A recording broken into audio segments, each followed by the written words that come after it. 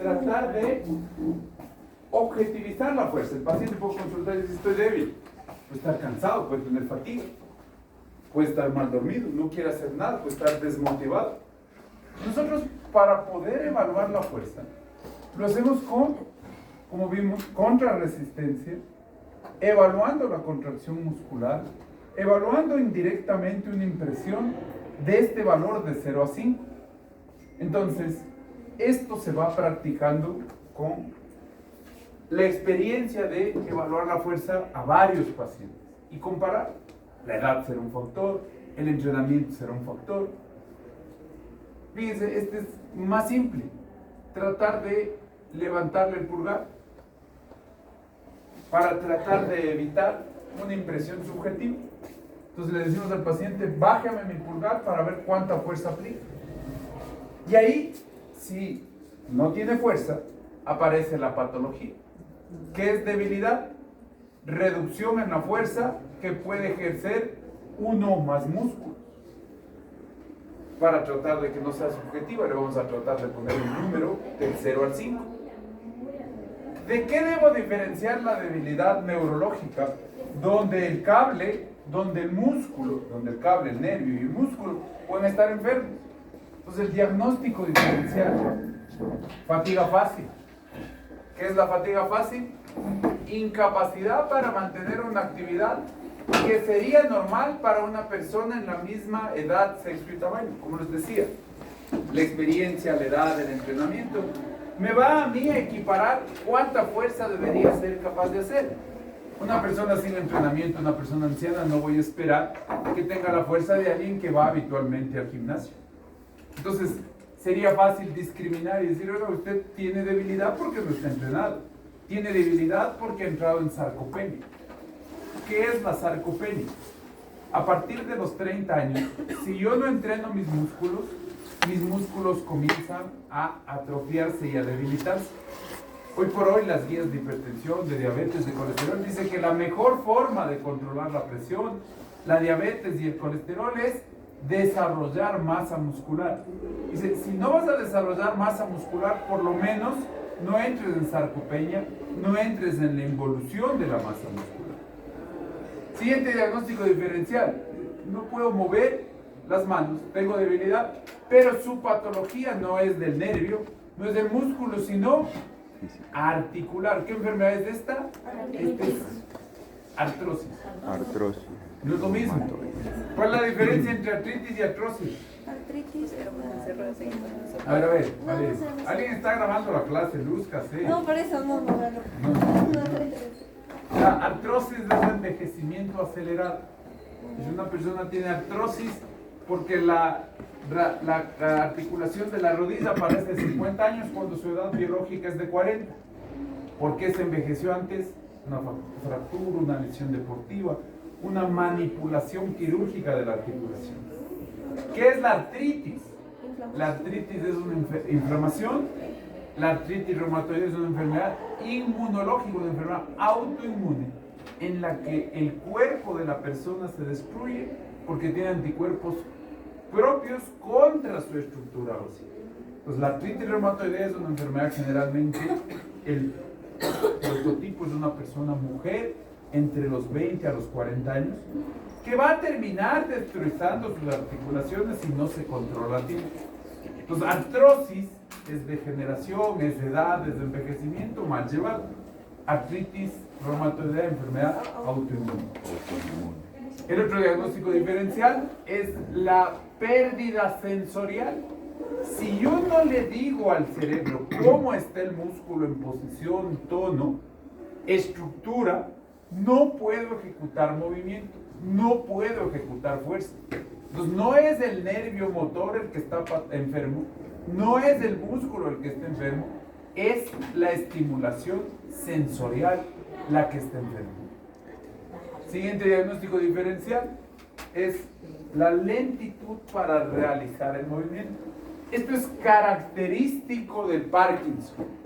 El paciente, al no tener el neurotransmisor dopamina que sirve para el control del movimiento voluntario, tiene movimientos lentos. Ya vamos a ver la bradicinesia en una imagen de un paciente que tiene movimientos lentos para caminar. Su cerebro le dice, vamos a caminar, pero la ausencia de dopamina no le permite coordinar el movimiento. Diagnóstico diferencial de apraxia. Esto ya es una patología muy compleja, pero entra en el diagnóstico diferencial de debilidad. La apraxia es la planeación, la interpretación del movimiento. El cerebro no es capaz de ejecutar el movimiento porque se olvidó de qué movimiento debería ser. Entonces dice, vístase. Y el cerebro es el enfermo. Dice, no me puedo vestir. Dice, ¿no tiene fuerza para vestirse? No. El cerebro no sabe vestirse. No sabe planear para ejecutar el movimiento. La debilidad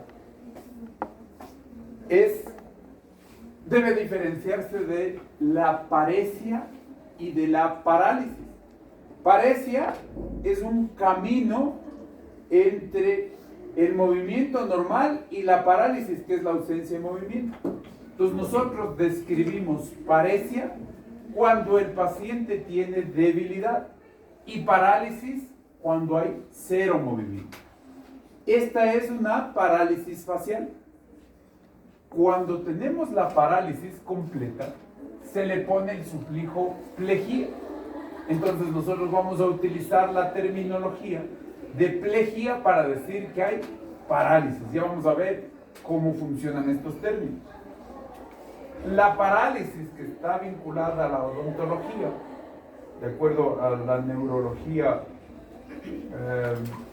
para odontólogos, es la parálisis facial. Hay dos tipos de parálisis facial: la que está dada desde el cerebro central y la que está dada desde el nervio facial o periférico. ¿Qué es lo que va a tener este paciente? Caída de la ceja, dificultad para cerrar el ojo, asimetría para sonreír y problemas para hablar o comer. No puede cerrar la boca. Entonces este paciente con parálisis facial periférica va a acudir a nosotros con una evolución ya crónica y dice, tiene que darme ayuda porque necesito rehabilitación, necesito recuperar la fuerza muscular, necesito, una vez que pasó la parálisis facial, restaurar mi movimiento. La principal causa de parálisis facial es el virus del herpes zóster. El paciente que tiene el virus del herpes zóster tiene varios tipos de manifestaciones. El herpes zóster puede darme neuralgia posherpética o, si afecta el ganglio geniculado, parálisis facial. Cuando el paciente llega al inicio de la parálisis facial, el tratamiento es darle antivirales. Cuando ya llega en la evolución tardía, como esta imagen, el tratamiento es darle rehabilitación física. Entonces, la parálisis facial tiene incapacidad para que el séptimo par ejecute su tarea. El paciente no puede cerrar el ojo, el paciente no puede mantener la expresión facial. Fíjense, un lado tiene arrugas y en el otro no, y se le nota su incapacidad para reír. En la parálisis central se respeta la frente.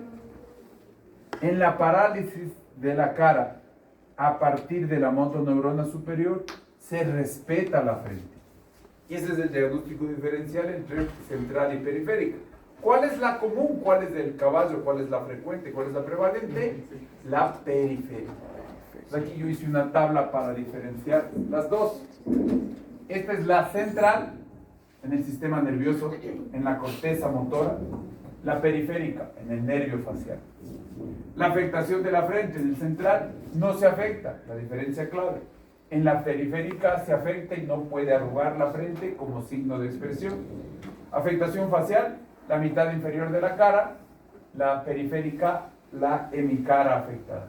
Lado de la lesión, recuerden que hay cruces, entonces en el central es en el lado contrario y en el nervio, como no hay el cruce, es en el mismo lado del nervio afectado. El cierre del ojo también se respeta en la central y el cierre del ojo no se da en la periférica.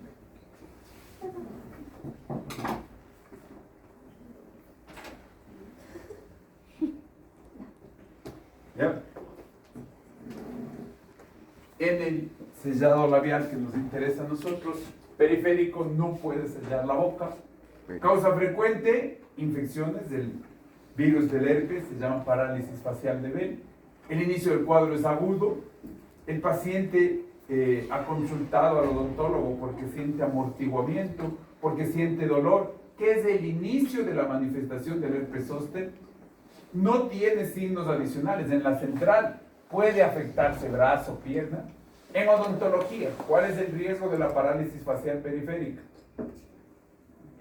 Baja la producción de saliva, lesiones y aspiración, no puede deglutir adecuadamente. Y en la conducta odontológica, tengo que adaptarme a atenderle a este paciente. En la parálisis central no le atiendo porque generalmente está evolucionando en el problema de la corteza. El cuadro clínico típico crónico de la parálisis facial periférica, ojo seco y escape de saliva. Toma la foto, por favor. Ok, aplicación práctica en odontología. Parálisis central, como es la corteza, es urgencia. Parálisis periférica, generalmente puede ser ya no agudo, sino crónico. Sesiones cortas, protección ocular, control de la saliva y cuidado de los tejidos blandos que se pueden atrofiar. Decíamos que el término plejía significa parálisis. Si es de un solo miembro, monoplejía. Si es del hemicuerpo del mismo lado, hemiplejía. Si es los miembros superiores, paraplejía. Si es los miembros inferiores, paraplejía. Si es que es los 4 miembros, cuadriplejía. Entonces, la plejía, que es parálisis, se combina con los prefijos mono, hemi y para poder determinar el grado de afectación. Generalmente ustedes verán estos pacientes ya con lesiones establecidas o lesiones crónicas.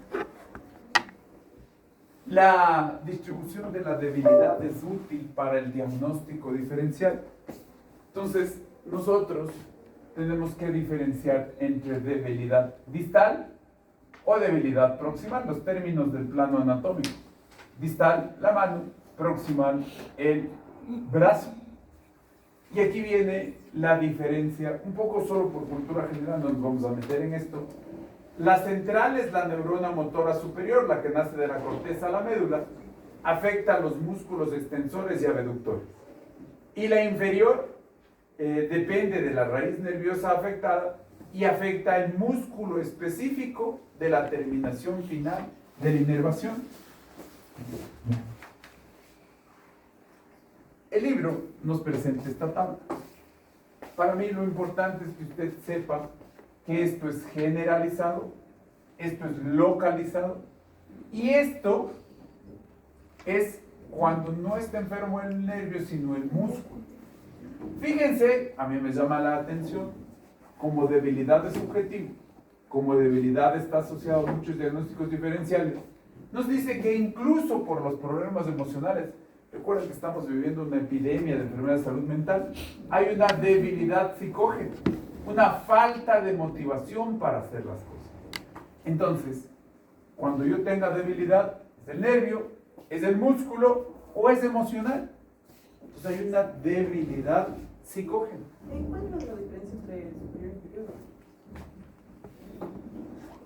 Superior, la corteza.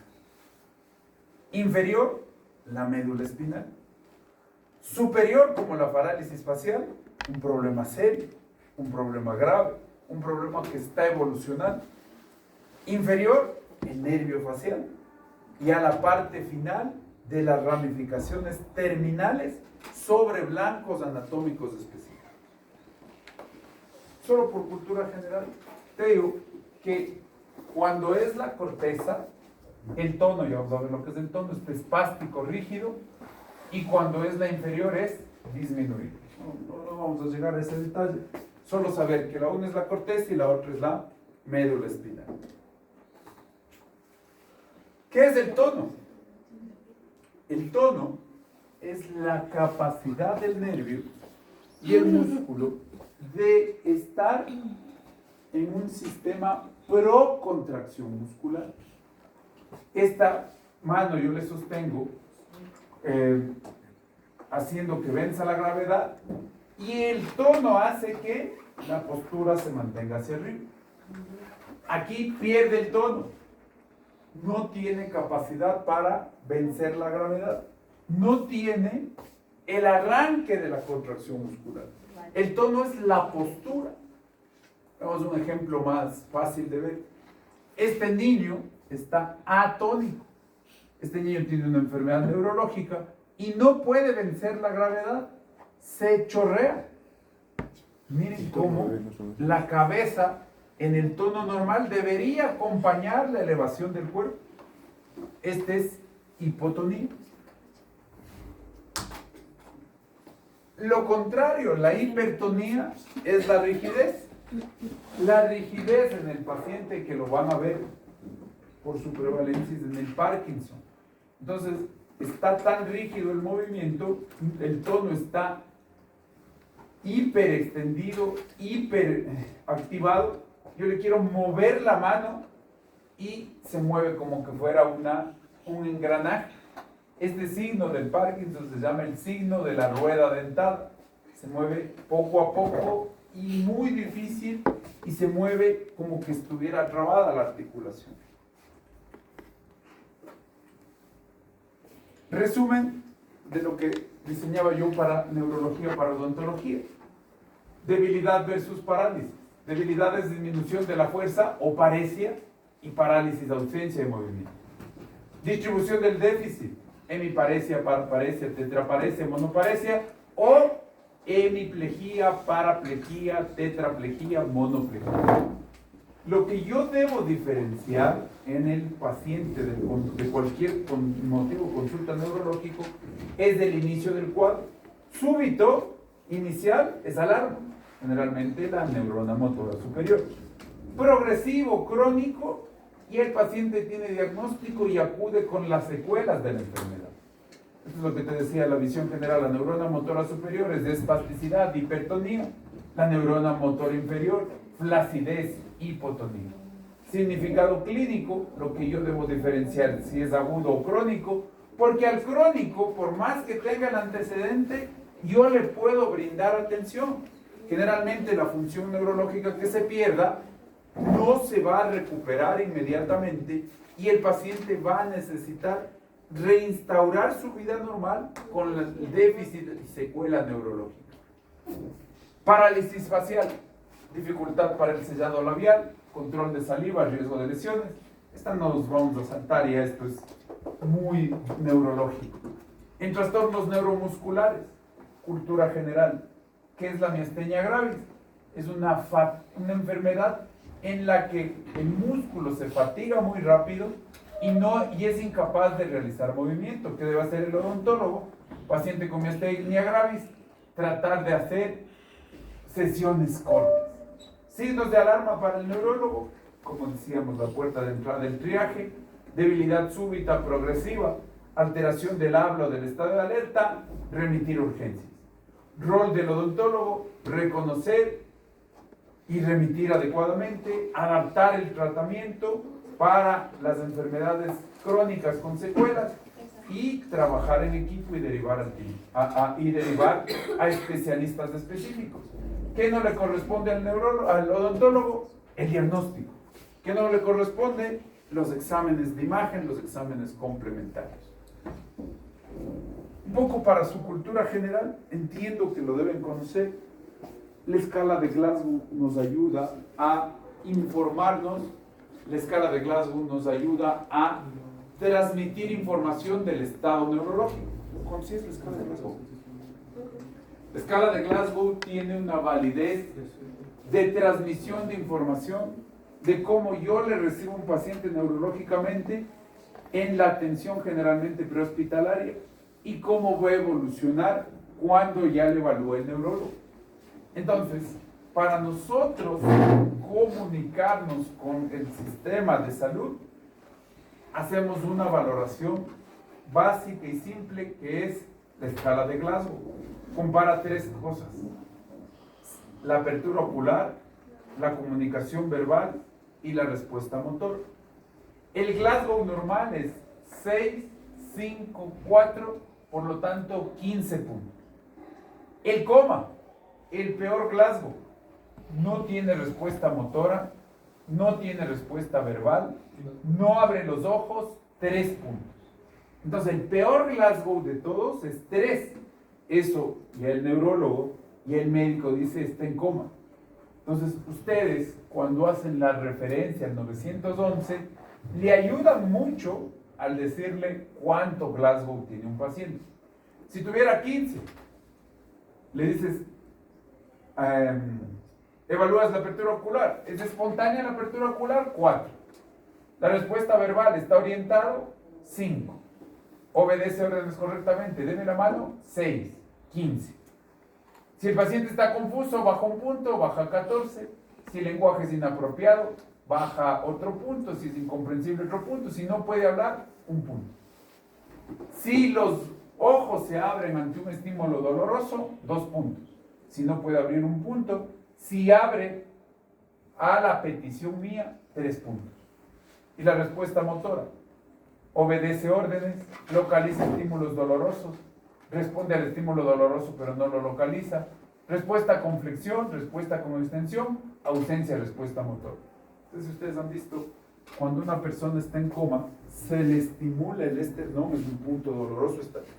Pasarte la mano por aquí genera dolor, y cuando el paciente tiene el sistema neurológico todavía con capacidad de reversión del ataque, rechaza cuando yo le estoy estimulando el esternón y entonces responde al estímulo doloroso pero no lo localiza, yo le pondría 4 puntos.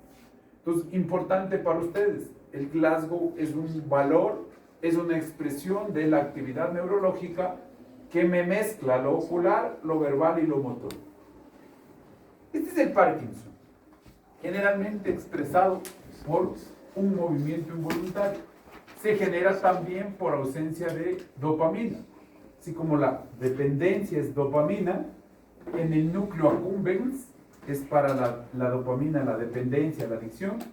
En la sustancia nigra, en los ganglios basales, la ausencia de dopamina, pero impide que el paciente controle los movimientos. Y este paciente tiene su vida normal. Es una enfermedad degenerativa, progresiva.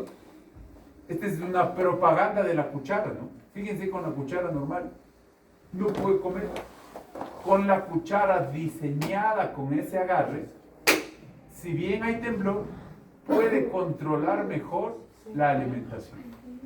Este paciente que trata de reintegrarse a la sociedad va a acudir con ustedes para solicitar atención neurológica. Este paciente que trata de mantener su calidad de vida va a acudir con ustedes y va a presentarse con estas molestias. Él no puede tener una coordinación motora perfecta. El hecho de que nos diga tengo Parkinson no nos debe asustar, y por eso nos decía que el odontólogo debe diferenciar entre cuadros agudos y cuadros crónicos. Lo que decíamos, la bradicinesia.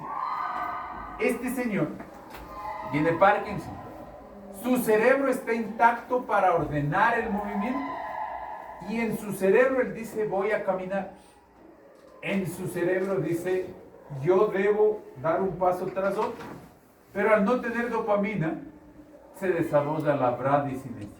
Lentitud en la coordinación del movimiento, que debe hacerse el diagnóstico de debilidad. El señor no tiene debilidad, sus músculos están sanos. ¿Qué es lo que tiene? La falta de coordinación central. Entonces fíjense, estas enfermedades que conforme aumenta la expectativa de vida se van a volver más comunes, no restringen la atención odontológica. Evidentemente es una persona que requiere apoyo y que requiere el concepto de salud integral. Hasta ahí nos vamos a quedar para dejar cefaleas para la siguiente clase. Nos vemos la siguiente clase. Por favor, estudien. Me voy a quedar con las personas que quieran revisar algún tema. Nos han pedido que hagamos tutorías. Algún tema, alguna duda para la prueba del jueves. Pues yo genero la tutoría de los que se queden. Los demás quedan libres. Si alguien tiene dudas, ya me